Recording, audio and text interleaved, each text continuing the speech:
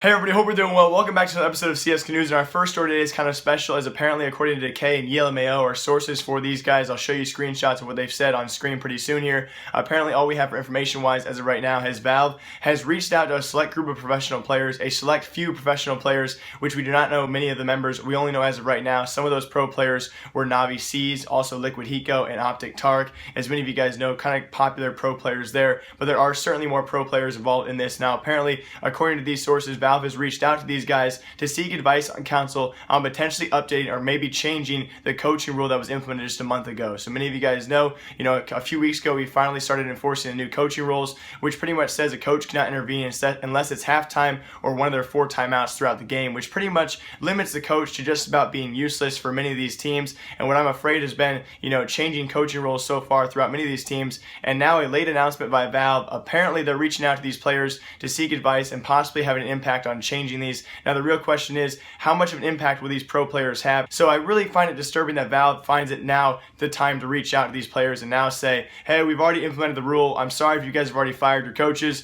but we're thinking about changing the rule now. So apparently pro players have been seeking for advice on this new rule, so we can expect a change sometime in the future if the pro players actually voice their opinion, which we can see here in the group chat. You guys have already seen on the screen so far from ELMAO. These players will be trying to put their advice on the new coaching rule. And if you guys did get the chance to see my last CSGO News episode, I talked about the ESWC, pretty much the top tournament all year round for tier 2 and tier 3 teams, or at least lower tier teams in general. I do want to talk about the possible return of FaZe Fox. If you guys know, he left that roster, quite some time ago, being replaced by Kiyoshima, one of the most overpaid lineups in the league as of right now, especially underperforming wise. I know Decay did a story on this about the FaZe payouts. He knows their contract fees and how much they were paid for all those players, and they've only made somewhat crazy, 10% or 20% back of that money. So absolutely crazy money pit there. FaZe Fox, one of those higher paid members, or previously higher paid members, as he actually stepped down quite some time ago, and he went back to play for his old team. That is right now. We've seen him at ESWC, the first time I've seen him in a long time, but these guys have actually been playing together, it seems like, for quite some time. So if you guys don't know,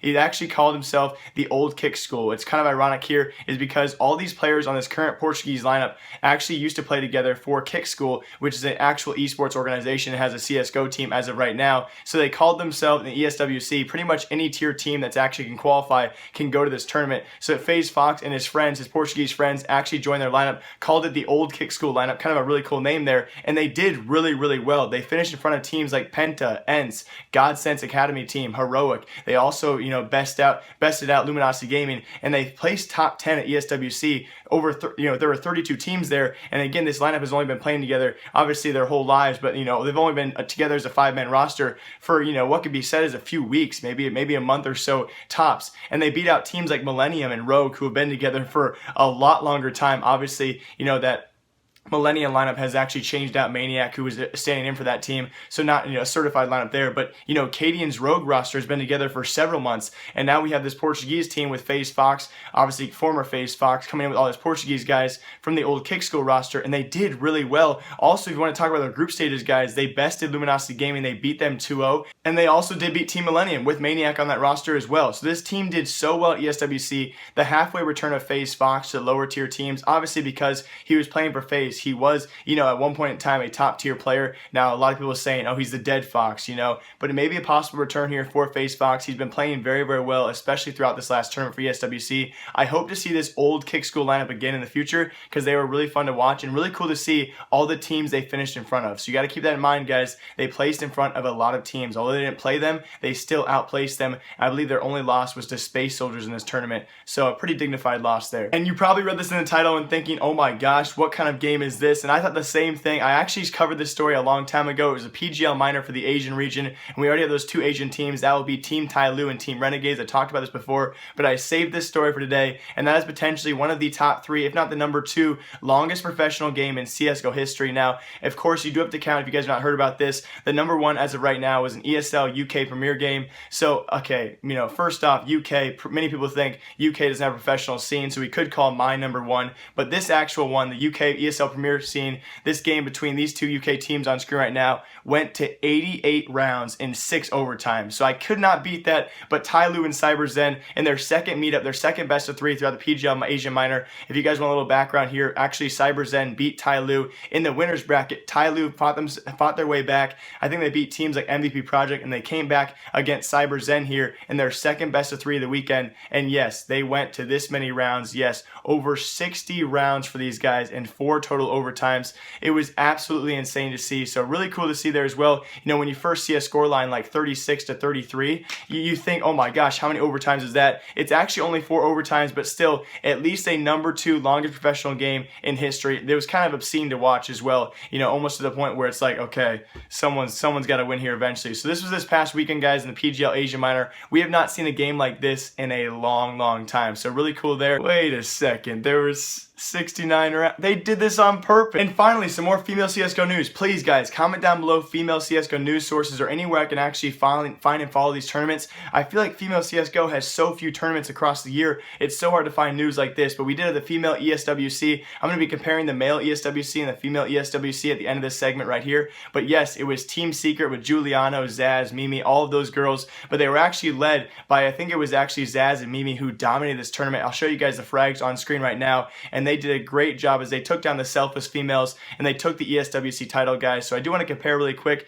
This ESWC for men had 32 teams. ESWC females had only 10 teams. ESWC for men had $75,000 prize pool, and then for women it was down to just $15,000 for their prize pool. Now obviously as well, a big difference here, ESWC for our male CSGO, these are our lower tier teams. ESWC for females, these are pretty much all the top tier teams in the world. So it's kind of funny to see the differences so far in female and male CSGO. And I do really hope in the future that bigger prize pools will come to female CSGO and we can see them on the grand stage as well. You know, but think about this, potential majors, maybe have the females play first. Now this sounds so segregated, but still an idea. For majors, have the females play on different days than men, or at least the same days, and have those matches back to back. We can somehow fit them in the schedule. And then when it comes to grand finals day, females play first, you know, ladies go first, and then men go after that. I think it'd be still really fun to watch and still get to know these female players better because I know very little about them. So that was in female CSGO news, guys. Team Secret and my girl Giuliano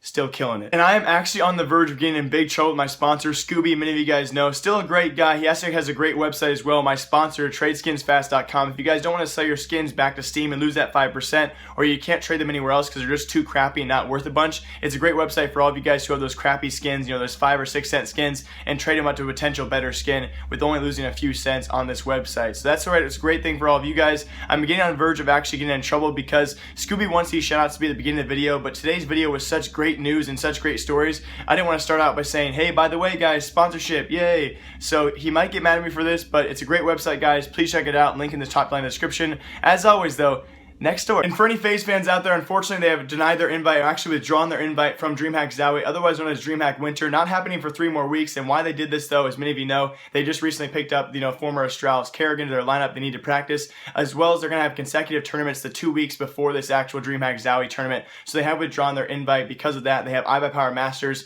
in about a week's time. iBuyPower Masters, obviously a bigger lead-in tournament. If you finish top 4 of 8 teams there, they actually qualify for IEM Oakland as well, the bigger tournament, and probably the biggest tournament for FaZe until the next major as well. So FaZe has a very packed schedule, and they actually withdrawn their invite here, and they will be replaced by Team Kingwin. Now I'm very curious to see here because Team Kingwin actually recently played in ESWC. I believe they didn't even place top 10, or they placed 9th through 16th there, so kind of a disappointing performance for that team, but they played very well against Epsilon. Team Epsilon, you have to feel bad for. You know, Dreamhack actually chose these 2 teams, Kingwin and Epsilon, in a clash matchup, a best of 3 series here. Both those games in favor of Team Kingwin ended 22-20. So close yet so far away for Epsilon, as Kingwin will join these 8 teams on screen right now for Dreamhack Winter, $100,000 tournament. And you have to say, kind of a weird tournament for these guys to join. You don't really know how we feel about Kingwin right now, a roster we have not heard about since, you know, many months ago. Kingwin probably could perform here, though, possibly make out of group stages, because you have teams like Gambit, Flipside, Renegades,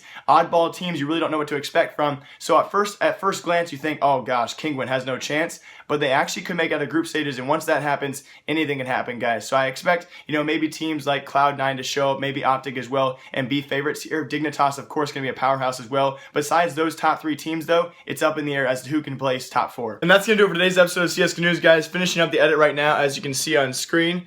Sorry for the shaky hands. I just haven't been lifting lately. I can barely lift my phone up. Hope you guys all enjoyed. Definitely a really fun episode for me to make. I will also be live streaming today. Thank you for everyone who's been not only supporting me on live streams, but also watching on live streams. They've been so fun to do. I sit back here for a couple of hours, just play deathmatch, comp matches, play with all of you guys, the viewers. It's been so fun. I'm slowly improving. I still suck at CSGO, but it's just been a really fun experience. And trust me, I have a lot planned in the future for live streaming. So hope you guys all enjoy. I'm going to finish this up, get it out to you guys. As always, my name is Jake. Remember, I like you. I'll see you guys all tomorrow in a couple days, more CSGO news. Remember, I like you. Live, love, laugh a lot. Outro. Goodbye.